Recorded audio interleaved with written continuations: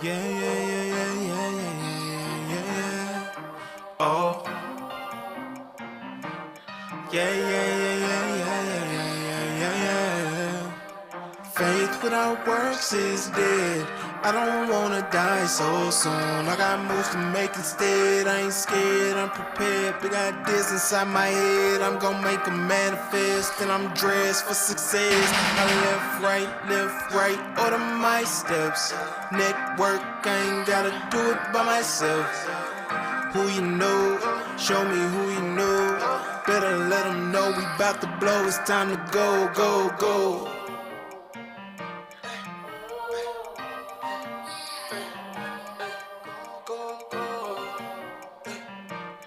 Yeah, yeah, yeah, yeah, yeah, yeah, yeah, yeah, yeah, yeah. Go to work, go to work, go to work, get to work, yeah. Go to work, yeah. Go to work, go to work, go to work, get to work, yeah. Go to work, yeah, yeah, yeah, yeah. I ain't tryna trade my time, yeah. Simply wanna show you what I'm worth, yeah. Daily I'ma stay on my ground. Have a little faith and go to work. Yeah, yeah, yeah, yeah, yeah, yeah, yeah, yeah, yeah. Go to work. Yeah, yeah, yeah, yeah, yeah, yeah, yeah, yeah, yeah. I'm on grind like every day, 'cause I want everything. I can do anything. Check my resume. It's people against you. They see what you've been through. But look in the mirror, tap into your spirit. There's power within you. Like LinkedIn, I'm locked in, get the job done when I clock in. I weighed out my options, put the work in, that's action, no lacking, just stacking. Big dreams I'm attracting, no accidents, that's fate. Just go in and have a little faith. And faith without works is dead. I don't wanna die so soon. I got moves to make instead. I ain't scared, I'm prepared. Big ideas inside my head. I'm gonna make them manifest. And I'm dressed for success. I left, right, order my steps. Network, I ain't gotta do it by myself. Who you know, show me who you know. Better let them know we bout to blow. It's time to go, go, go. Go to work, get to work, yeah. Go to work, yeah. Go to work, go to work, go to work, get to work, yeah. Go to work, yeah, yeah, yeah, yeah. I ain't tryna trade my time, yeah. Simply wanna show you what I'm worth, yeah. Daily I'ma stay on my grind, yeah. Have a little faith and go to work. Yeah, yeah, yeah, yeah, yeah, yeah, yeah, yeah, yeah. Go to work. Yeah, yeah, yeah, yeah, yeah, yeah, yeah, yeah, yeah. Okay, now go nuts, go nuts, go nuts, donuts, go nuts, donuts, donuts, donuts, donuts, donuts, go nuts, donuts, donuts, donuts, donuts, donuts.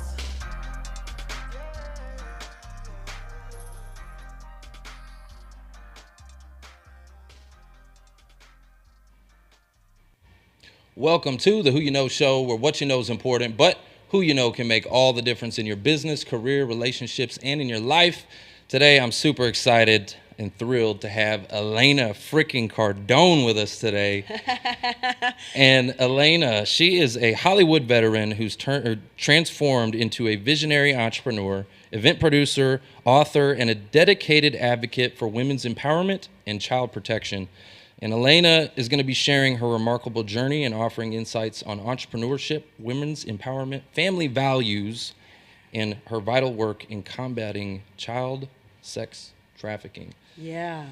This is a heavy episode, so I'm excited to have you here, Elena. Appreciate you Thank coming. you. Thanks for having me. I appreciate this. Absolutely. Well, I'm really pumped and excited for you to be here today because, first and foremost, I got to witness you live at the 10X Growth Conference in Vegas, and you had the whole audience, including myself, in tears. Really? It was powerful. The two most powerful moments at that conference were definitely you and Glenn Lundy. Wow. Y'all just absolutely crushed it. Thank you. And so I'm really excited to dive into your journey. Can you tell us a little bit more about the turning point in your life and how you navigated the challenges of embracing the role of a mother, right? Mm-hmm. And also finding your unique identity as a businesswoman, an entrepreneur, and a freaking world changer. Tell us about that. Well, okay. So, for very many years, I was living under this. I don't even know where it came from. It was just self-embedded, I guess. I don't know, probably from society or wherever. But I thought I had to be this independent, powerful woman, never depend on a man and for anything, or anyone for that matter. And I thought my self-worth depended upon how much money I made or what status I had in an entrepreneurial or as an actress, or like I needed some sort of an identity in order to be worth something. So it's so hard for me to even talk about this now because I've had a complete 180 in my thinking here. But it's your superpower now. It's my superpower now. Yeah, to think that I was sitting on this whole time, which is that, I never wanted to be married. I never thought I wanted to have kids for a multiple reasons, but one of being, I thought I was going to ruin them. I could hardly take care of myself, I felt like. And then the other thing is I didn't want to degrade my status because I'd never wanted to be just a mom, because somehow just a mom seems like somehow you're low ranked in importance. And how I got to that pivotal point was I became a mother. I loved it.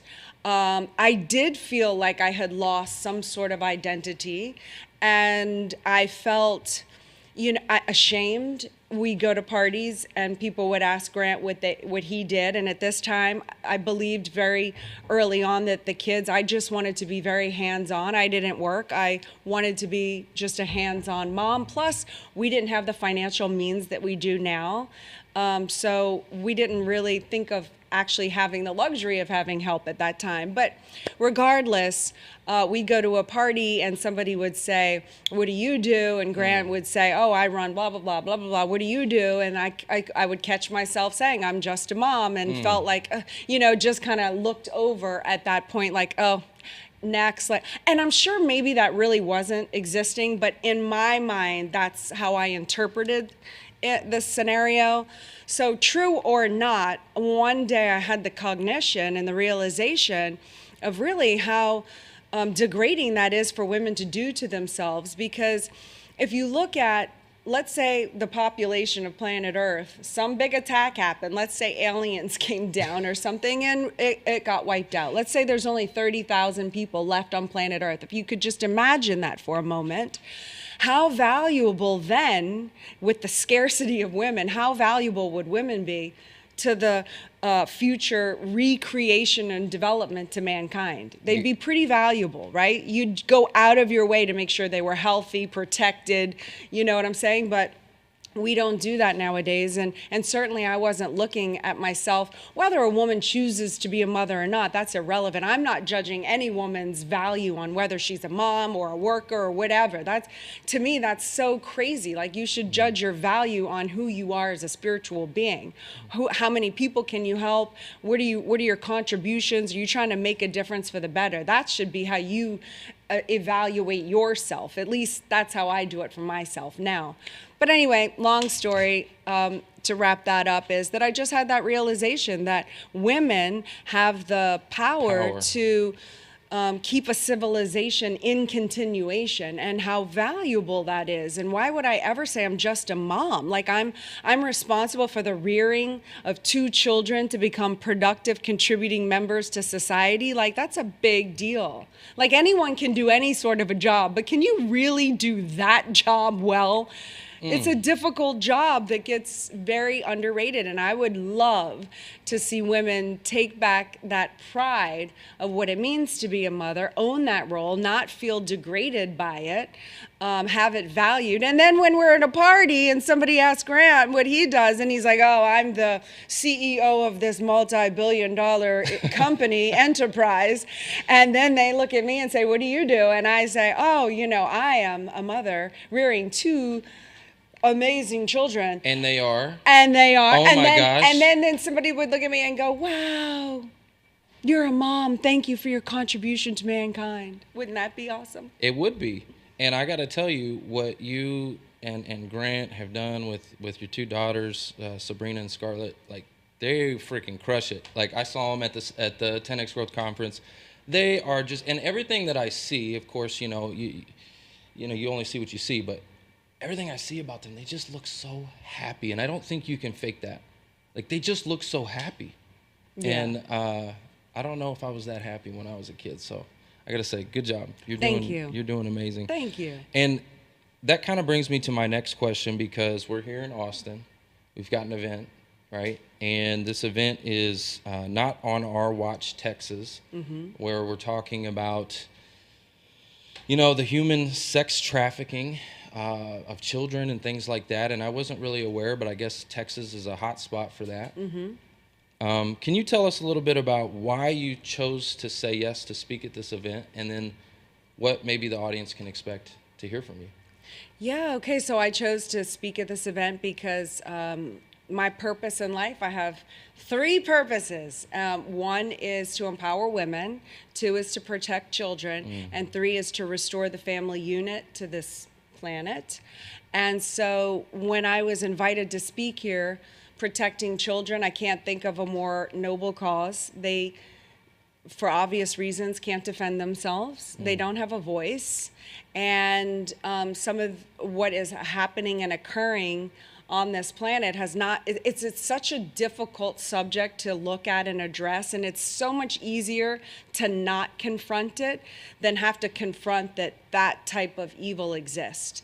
And I'll tell you, I ignored it for several years. My friend Marisol Nichols, she's actually partners with Tim Ballard from Sound of Freedom. She's an undercover operative with him, and they go into these undercover operations, and she's an incredible friend, and she's been doing this for many, many years. And I told her, I said, look, you can't, and my kids were very young at the time. I said, I can't hear anything. I was not at a place where I could confront hearing that subject matter. I said, look, I will support you in any way I can financially, but I could not confront that at that time. Now it's come back a number of years. My kids are a little older. The situation is not getting any better.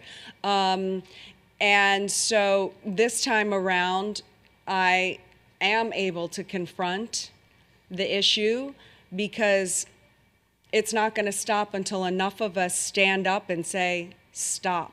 Well, I love that you're confronting some of these sensitive subjects, and this one in particular, I don't know why it gets so much pushback and so much controversy. It's interesting to me because I see on, different media outlets where they're calling it, whatever. They're saying all kinds of bad things about this movie.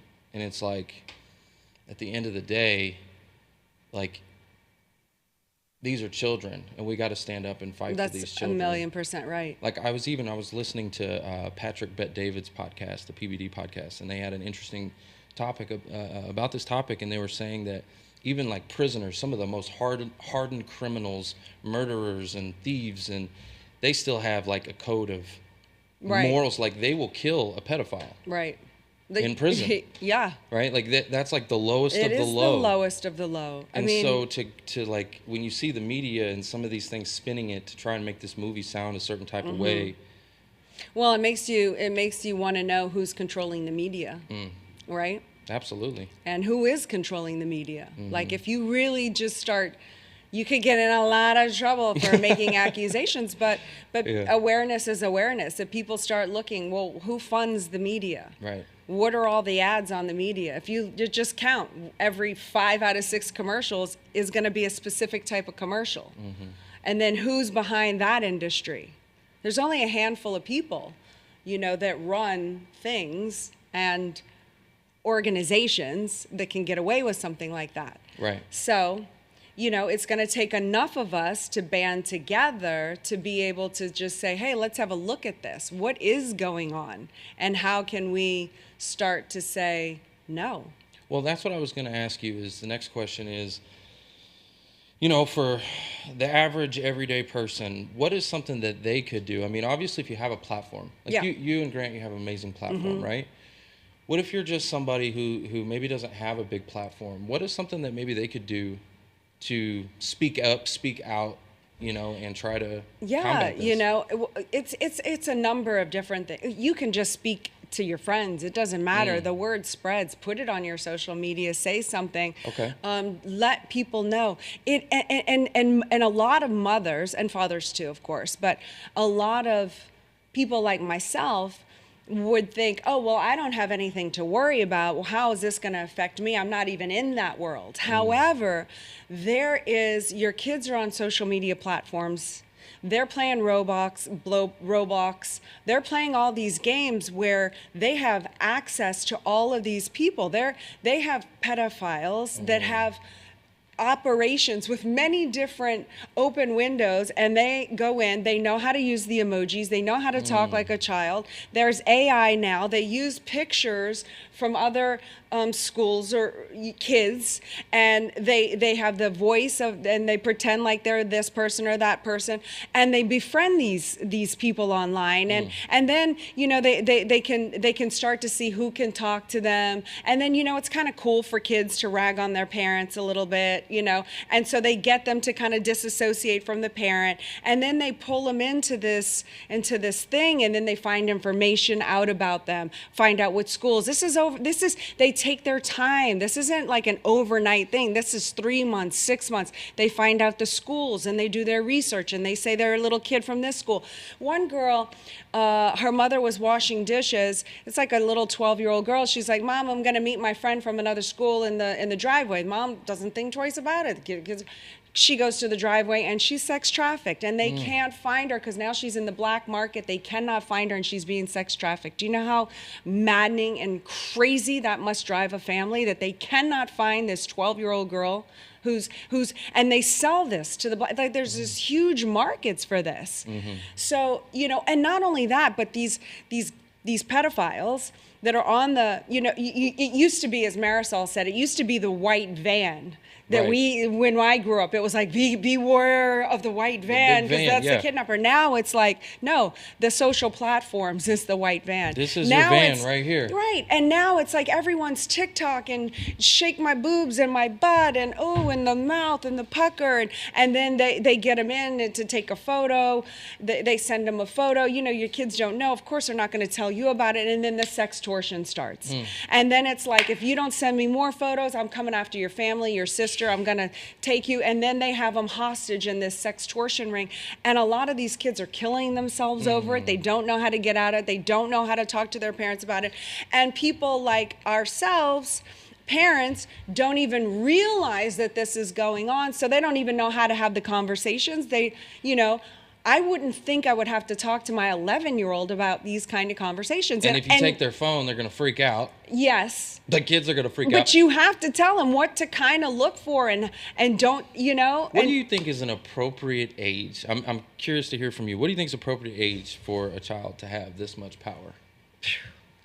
I gave Sabrina a phone at 10. I took it away for a year. I gave it back under certain circumstances. It's probably not appropriate now, but my soon-to-be 12-year-old and my 14-year-old have that phone. And it is scary because ads pop up, YouTube pops up. Fortunately, they've told me about some things that they've run across.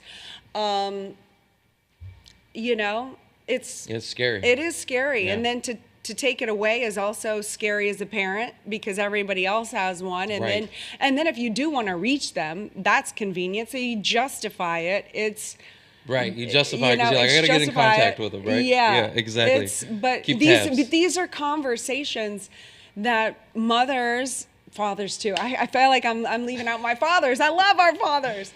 But that we should start having. And maybe if we could kind of come together in a big, massive group and say, hey, let's just make the standard, blah, blah, blah. Okay, we all have each other's back on this. Okay, go. Yeah. And then it's strength in numbers, and then we're all kind of doing it. I don't know. I'm spitballing ideas. No, I hear you. I've thought about that. It'd have to be some kind of almost like a regulation or something. Thing, but I don't like regulation. Not a regulation, but like an internal internal, agreement. Just parents. Like not on our watch. If this thing goes viral, let's get it to go viral. Let's get all the moms, and then let's put the new. Okay, this is what we're doing. Okay, like let's have our backs on this. And but you know what? There's a lot of lazy parents out there. Yeah, I know. I've been guilty of that myself too. I understand it. It's so easy. We're so busy ourselves.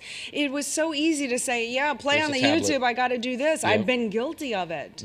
But it's to a point now where we have to be willing to say this, and our children are more important than what we're doing. And that's where I'm at now, because I have definitely been guilty of this myself. But when it's literally in your face and you're willing to confront it, then you're willing to take more responsibility and do what you need to do to protect your children. I love it. I love what you're standing for. Another question I have for you: family values, right, are at the core of your message. You talk a lot about it. How do you believe that being in a strong family unit, how do you think that contributes to someone's personal and professional success? Well, there's statistics on it, and I should have these memorized. I know Grant does an amazing job at this, because his real sweet spot and where he really wants to help people is children without fathers, since he was raised without a father. But there's statistics on it. The suicide rate is higher. The jail incarceration rate is higher. Drug abuse is higher. Alcoholism is higher without a father in the household. So that was me. Yeah. I got in a lot of trouble. So did he. Yeah, I know his story. Yeah. I got in a lot of trouble. I was in and out of juvenile, and I was actually forced to move with my father by the court system, and it was the best thing for me, actually. Wow. Okay, good. Because there was a lot of chaos going on at home with the mom. Yeah, a lot of chaos going on there.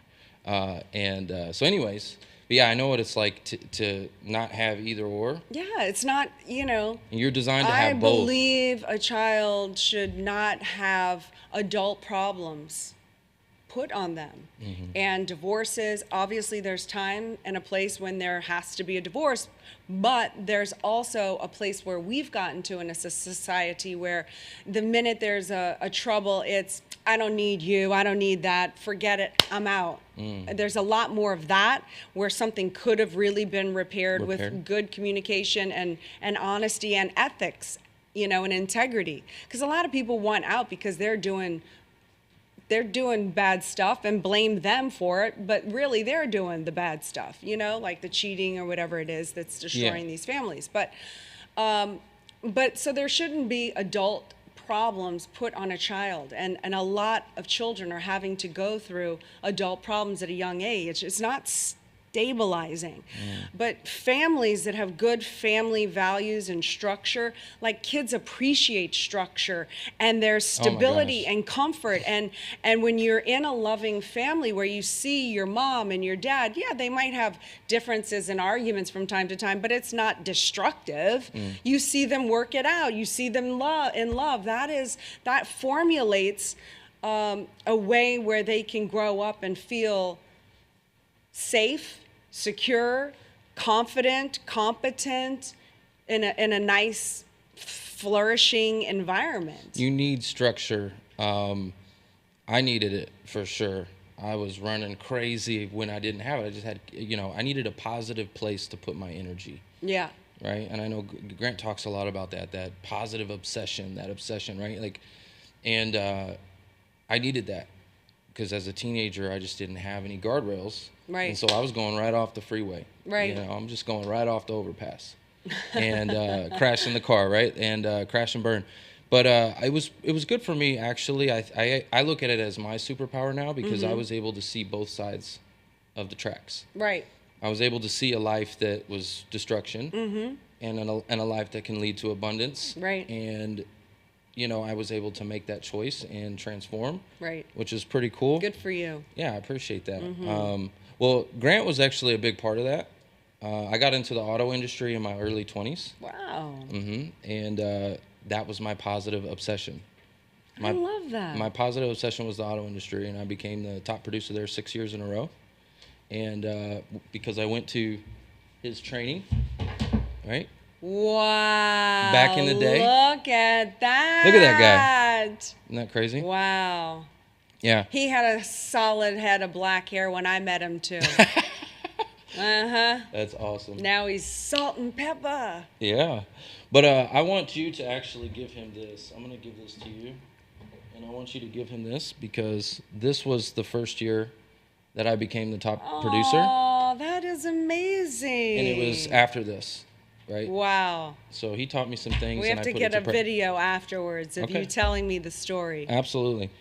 But yeah, so I needed that positive place to channel my energy because I didn't have the structure, and so that became the place that I put all my energy and focus and time, and good things happen from that. So just want to make sure we give that to him. Thank you. Absolutely. Okay, so in your opinion, what are some key factors that contribute to raising empowered and confident women, especially in a world like we have right now where everything seems to be upside down when it comes to this gender identity and politics and all that kind of stuff? Some key factors to raising some empowered and confident women. Well, I'll look back in hindsight and rate myself as a mother, but because I think all mothers have a little bit of that mom guilt. But aside from that, I feel like I'm doing a dang good job. And what I came to the realization to believe was, what is my role as a mother? I define this role for myself, which is my role is to create an environment where that's a safe, distraction-free environment where my children can find the confidence and the competency to come up with their own life skills. So when I realize that that is my role, nothing else, so I'm not trying to base whether I'm a good mom based on whether my kids happen to like me that day or not like me that day. They're going into their teens, and and it's been pretty good. I mean, my kids are freaking awesome, but they're going through that thing too, where they're like, they want to have their own thing. And so what I've done, key elements, is I realize that they are like their own being. And they have to find their own way. I might know more and want more for them, but I'm going to just create the environment to allow them to either discover it and make their own mistakes. And that's hard for me because I want to protect them from all the things that I went through. And I'm like, so sometimes I have to walk a fine line of, do I give them input or should I ask them if they want input? Now I do give them barriers. Like there has to be a structure and a barrier, and I give them the rules. Like, look, within this box, you can do whatever you want. If you cross this box, I'm not going to get mad at you, but these are the ramifications for that. These are the consequences. And then I have to be strong enough to keep it when they go over into the consequences area. But I'm just trying to allow them to have the freedom to make their own choices and own and have their own things, and really just be there as best as I can as a friend, but also as a mother and the authority figure when I have to be. I love that. See, my mom had the friend thing down pretty well. Yeah. We had the friend thing, but not the authority. There wasn't a whole lot of rules going on there, so that's where the structure that's comes the into part place. that's hard for me sometimes, because I feel like Grant gets to be the one that comes in and has all the fun with them all the time, and where I'm more the structure. Like we're doing the school and we're doing like when the hours and the structure. So that's another good question. So what? They're homeschooled, right? Were they always homeschooled? No, I took them out of school when Scarlett finished the first grade, and Sabrina had finished, I think, the third grade. Okay. Yeah. What made you decide to do that? Well, this was way before COVID, and I was traumatized in school as a child. I just Me too. I didn't fit in. I don't like neither. school, and as a mom, like it was just I hated being a mom at school. They put me in a padded room. What? I'm not kidding you. At school? Yes. They had this class called PASS, Positive Attitudes for Success. And they put people that were crazy and had a bunch of attitude problems like me, and they put me in the room with people that had disabilities. And when we would get too crazy, they'd put you in a padded room and lock the door. Straight up. That's Represent not, Allen, Texas. Yo, what's up? That's just not. Isn't that crazy? Yeah, that's Yep. not. I hated it. That's not a good education. Like, No. First of all, like education, why do kids get all nervous like that? And well, they don't know how to study. No one's told them how to study. When you go past a word you don't understand, the whole thing goes blank. How can you be interested if you read something and the rest of it goes blank if you go past a word you don't understand? Nobody taught me how to study. So I went past all these, and then you get nervous and fidgety. There's certain phenomena that comes along with Anxiety. that. Then today we're feeding kids all these sugars, and the foods are terrible with all kinds of junk and garbage you're putting in it. No wonder they're going berserk. Plus, they're children. They have energy. They haven't been beaten down. Like, their bodies are growing. They're like, I wish I had all that energy. And we're like trying to make them stop because the teachers can't handle it, So, yeah. So I was really excited to pull them out of school. And so that was my original plan. I wanted to be at a point where we were successful enough at that time. I wanted to go on a global world tour, which we did in 2019. I wanted to be able to take the kids with us to really educate them about the world. That's cool. A real education. That's cool. Yeah. They're gonna learn some things. Yeah. And so then in 2018 or 17, that last year that I had them in, they missed the first month of school because we had been traveling so much, and it was really just getting very difficult with how many days they were supposed to be in school before they got held back. Then I was like, okay, we're at the point now in our lives financially where we can make the kids part of our lifestyle. So we pulled them out. I had the tutors for them. We went on global world tours. They come, they do the 10X Growth Con. They now crush it. They crush it. And the great news is Sabrina started the 9th grade 4 months ago. She finished the 9th grade in 4 months. She's 14. Wow. She's starting 10th grade next week. Wow. She's 14. So as soon as she finishes a grade, the next day she can start on the next grade. Wow. That's what I love about homeschooling. She'll be in college before you know it. Yeah. Do they plan on going to college? Sabrina was talking about it. Yeah. She was looking at going to Harvard or something like that. She went to Oxford. She took political science over the school year. She went there for the 2-week program.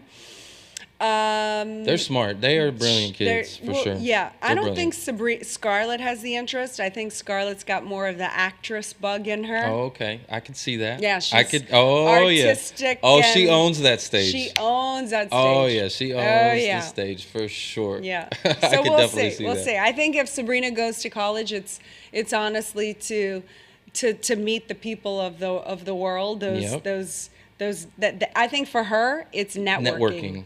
Absolutely. That's exactly what I was going to say. All right. So we've talked a little bit about, what's going on, what you're speaking on tomorrow with the child trafficking. We've talked about the family unit.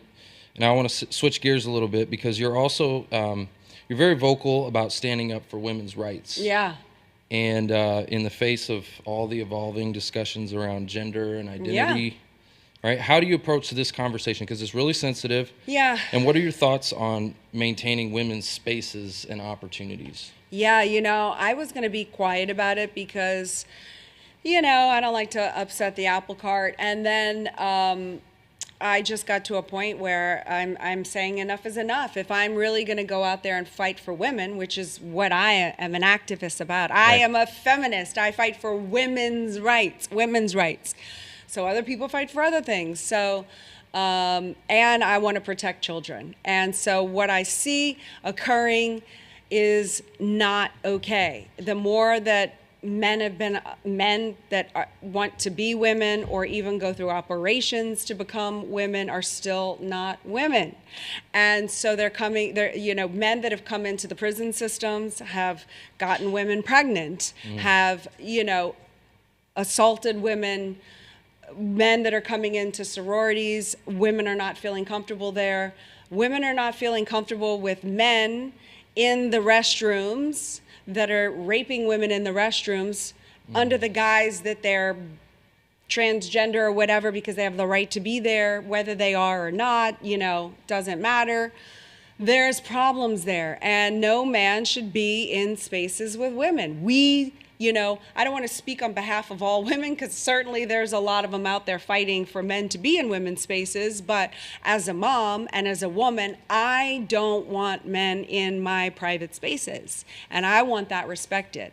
And I want women to be able to have the right to their college scholarships for their athletic programs. And that's being taken away from them right now. And right now, when you watch the television, I see football and basketball. I see men's sports everywhere, and it's great, and I love it, and I watch the playoff games and the Super Bowl, and other than that, I'm not really interested. And now I have the opportunity to watch women's sports, and they're trying to make this, let's boom the women's soccer and the volleyball, and let's get the women there. Well, now men have the right to come in, and so now I changed the channel from all the men to I want to go watch women, except they're not really women. They're men beating women out of the thing. It's like, when can women just have I feel like we work so hard as feminists to get the rights to be these women, to be able to participate in sports and voting and job rights, and now it's like, okay, there's this thing going on where no, that's actually getting taken away from women. And then for people like me that stand up against that and stand out, then they want to change the narrative and the context and make me sound like I'm bigoted or whatever. Transphobic. Yes, Yeah. all these words and stuff that they call me. I'm like, no. You're spinning the story. I'm talking about context. Right. I also believe everybody has the right to not be bullied, to have equal rights under the law. You have the right to love who you want to love. There's no judgment there. Right. But when you come in and take away women's rights, then I have a problem. Right. It doesn't matter who you are or what you're trying to do in your life or not. It's you're infringing on women's rights, and then I have a problem. They should have and their I've been own canceled. sports. They should have their own sports. We should have our own thing. This is our thing. Now, I could go on and on about this too. I mean, I feel like, men have lost a little bit of your rights too, from having your own guy group things and guy country clubs where women aren't allowed in, and we've managed to get in there, and now y'all are broken up and don't have your little groups anymore, and it's kind of maybe taken a toll on some guys. And I'm interested to look back now at how we've evolved. Sure. What we've gotten, and now how can we make and adjust so that we can actually have it work for all parties involved. Absolutely. I agree. I mean, I think there's no space for hate, right? I don't tolerate that, but I also think that it's not right to step into the women's spaces. Yeah. I don't think that that's right either. No, me either. You know. And if they want to do whatever they want to do, that's fine. I mean, I think everybody, you I always say that. Do you, boo-boo. Whatever you want to do. Do you, boo-boo. But at the same time, don't force me to do whatever you're trying to do. Don't put those beliefs, don't try to force that on me, just keep it where you want to keep it, and, Right.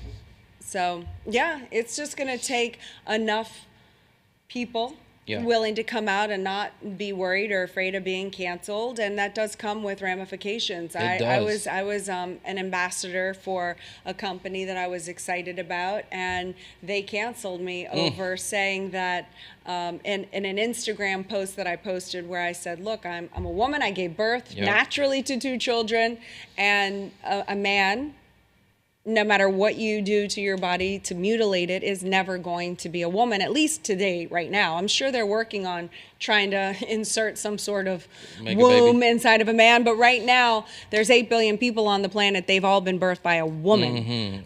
So because I wouldn't take that post down, It's a mic drop.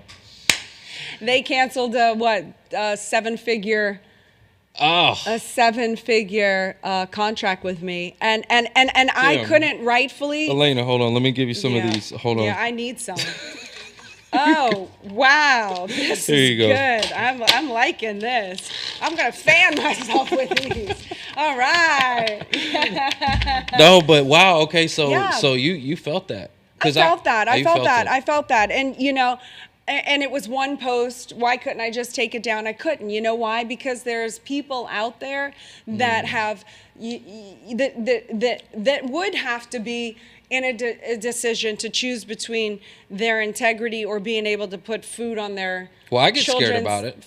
I'll be plate. honest with you. You know what I I'm get saying? scared It's about like, it. This fight- is you- the first time I was actually talking with C-Rock a couple weeks ago. I had him on the show, and I was asking him, hey, how do you know when to get into these conversations? Because trust me, I want to. Because I have the conversations behind closed doors, Yeah, I Right? think we just have to start coming out. and I have a platform, and I'm like, but should I? Yep. Can I? Yes. And do I? Yes. And what is that going to look like?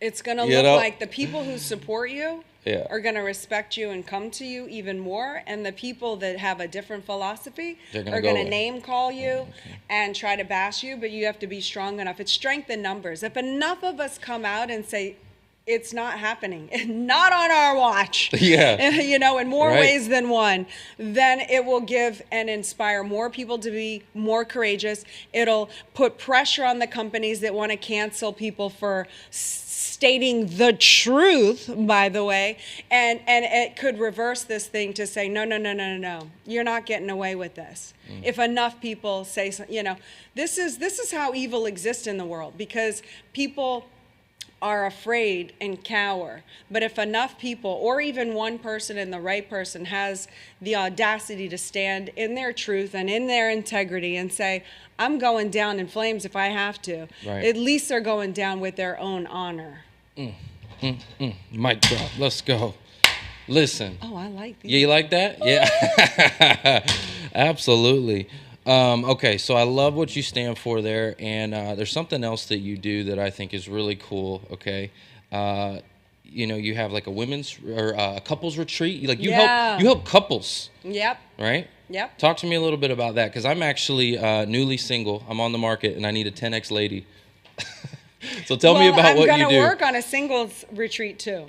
Yeah, Yeah, to help you guys find and know what to look for in your in the partner. Yeah. So the couples retreat is one of the funnest experiences that we have, because it's really about 25 to 50 couples that are really interested in family values. How do we do more? Getting to being surrounded by other like-minded people, which is fun. And we do really great fun activities. This time it's going to be in the Bahamas. So all kinds of fun. Every night we have dinners. And then in the morning, we do a little mastermind where we just go into a conference room, round table it, they ask questions. I put them through a little small kind of a workbook just to kind of get couples thinking about, simple things like your goals, the partner's goals, and what's the couple's goals? Who are you together? Like, what is the goal together? What are the couple's goals? Trying to get people aligned and coordinated to reach heightened levels of success together. And then what would that look like? And what would the roles look like? And how could y'all each figure out who does what, so y'all are working with each other, having each other's back, fighting the bad guys, versus playing small games and you being the enemy because that's my game. Like when the game's too small, you're fighting your partner because you don't have big enough games. So the game is, I'm going to take him down, or I'm going to be right, or you're not going to tell me what to do, or whatever. But when you've got a big enough goal and target, and you're like, this is our vision, this is our goal, this is who we are, let's go get this together. Then you're like, yes, what do I have to do? Then we become a team, right? Like a football team. You're going to be the quarterback, I'm going to be the receiver, you're going to do this, I'm going to train this, you're going to do that. We're going to run the play. You made a mistake, we're in game 3. Okay, doesn't matter. You do what you got to do to fix yourself. I'll do what I got to do to make you do better at throwing me the ball so I can catch it. And then, but we got to move on. We can't keep bringing up the past because we got the Super Bowl. This is game 3. We got 7, we got 10, we got Super Bowl. Yeah, we don't care what happened. We don't care what happened 3 plays ago. Why are we doing 3? Like, we made the adjustment and we're Yep. moving forward. And when couples really get that whole strategy played out, and then they can start actually be winning the Super Bowl game That's of so life. powerful. Like, because I'm never winning a Super Bowl ring unless I own a team. But I ain't ever winning. Coming soon. It's coming soon. Yeah. 10X. But I 10X Stadium. Yep. Like the Like that? way you're going. You like that? Yes, 10X Stadium. I like do. I that? do. Anyway, when they start winning the Super Bowl game of life, you put your trophies there, whatever that trophy is. Not only the win, like, because when you're winning and you're helping someone achieve their goals and their dreams, that's the greatest act of love you can do. It's not prove you love me by watching this movie and turning off your phone. I mean, that's good for that'll get you through like maybe a day or two. But when you're actually winning big chunky goals and I helped you get there, you're gonna fall in love with me even more, and vice versa. And then when I fought this guy and I'm like all these people behind your back, and then you see me killing them off, you're like, damn. I like this chick, and vice versa, so that's how we keep staying in love, and it keeps growing because then we win the win. We have the Super Bowl win, the trophy in the physical universe, and the confetti, and then you're like, the party. You did it, and then we got to gear up and suit up for next season. And I love what you're saying, because so many times, this was in some of my previous relationships, where you have that argument or you have that situation and you stay in that, and it's like, listen, like, we just need to move on, keep going forward. Like you were saying, what's the big target? What's the big goal? Let's not stay in the mess. Right. And maybe not sweep it under the rug. I actually heard, you can talk about it. I heard, who was it? Jesse Itzler and Sarah. Yeah, Blakely. Sarah Blakely at 10X. Yeah. Talking about their scale, how they have a scale of 1 to 10, and if it's under a 10, they table it, or if it's under a 7, they table it and go have like a meeting about it. They have a standing meeting that they'll have those conversations. Right. So it gives you time to kind of cool down. Yes, that's good. Right. I believe in that too. I have a method for that too. Tell me, what's your method? Oh no, there's a whole procedure. It's too long, but like handling upsets, I mean, there's specific steps and stuff. Yeah. Yeah. Well, I need your curriculum, okay? Because again, come to Empire Academy. Let's do it. Okay, Empire Academy is held quarterly. The first one's Empire Mindset. The second one is Dynamic Relationships. Okay. The third one is Master Your Money, and the fourth one is Design Your Life, to make it manifest. And those are the 4 pillars to build the foundation of the empire on. And you can't be 10X in your lifestyle, designing, health and wellness. You can't be 10X in that and having these relationships failing, because then it's like, and not just the relationship with your partner. I'm talking relationships.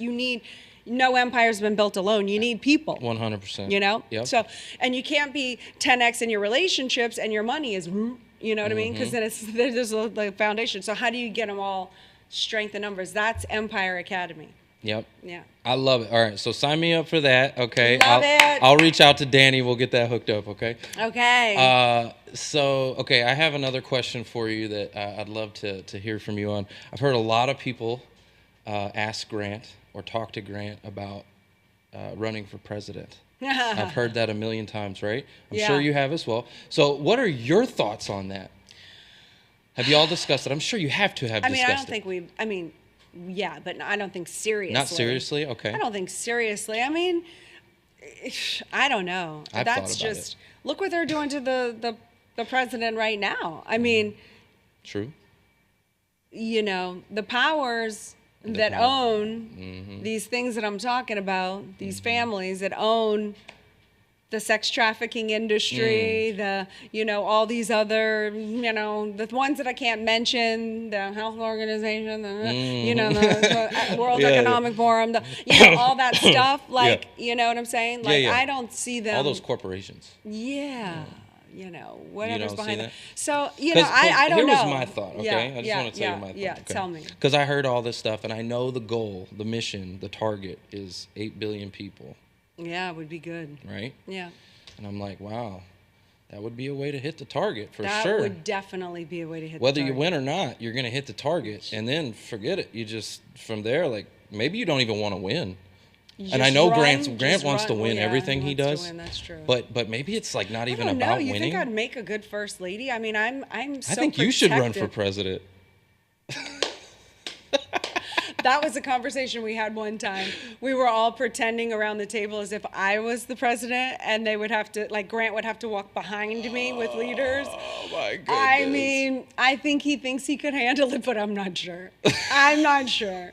I'm just, but that would be pretty amazing, wouldn't it? That would be the best. Oh my gosh. That would be. Wow, that would be a day in the life of, if you could have one wish and that was it, that'd be fun. Yes. Oh my goodness. Well, Elena, I just want to say thank you again. This has been an amazing episode. Hopefully the audience got a lot out of it.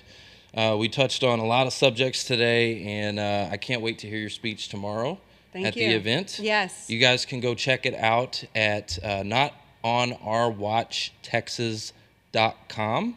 And it's actually notonourwatchtx.com. Okay, notonourwatchtx.com.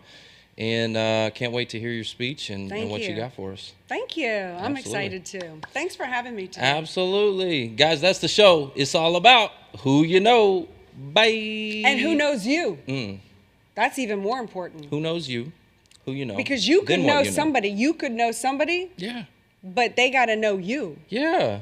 So get known. That's the point of that. Get known. Get known. Yeah, I asked both you and Grant that question on the last episode, and both had that answer down. Yeah, I'm pretty sure I stole it from Grant. I'm going to be honest. Who knows you? Yeah. Yeah. I'm pretty sure I stole that one from him. Because But- I know Jerry Jones, but he doesn't know who I am, so it's See what irrelevant. I'm saying? It's irrelevant. Right. It's irrelevant. Yeah, he doesn't know me either, but I saw his yacht in the Oh, yeah? Yeah, in the south of France. But if he knew me, maybe he would have invited me on board for dinner. Maybe. Well, I gotta I'll do a invite better you for job. dinner. Come to Dallas. Deal. Let's go. All right. All right. Bye. Bye. I don't know if they Trevor already cut or Houston not. here, and I want to thank you for tuning in to the Who You Know Job Networking Show. We hope you've been inspired, encouraged, educated, and entertained all at the same time. For information on our different events, workshops, partners, or partnership opportunities available, check out whoyouknow.show for more details. And be on the lookout for our new mobile app. You never know how this show could help someone you know. And if we've made an impact or put a smile on your face today, don't forget to hit that share button on your way out. Until next week, it's all about who you know. Bye.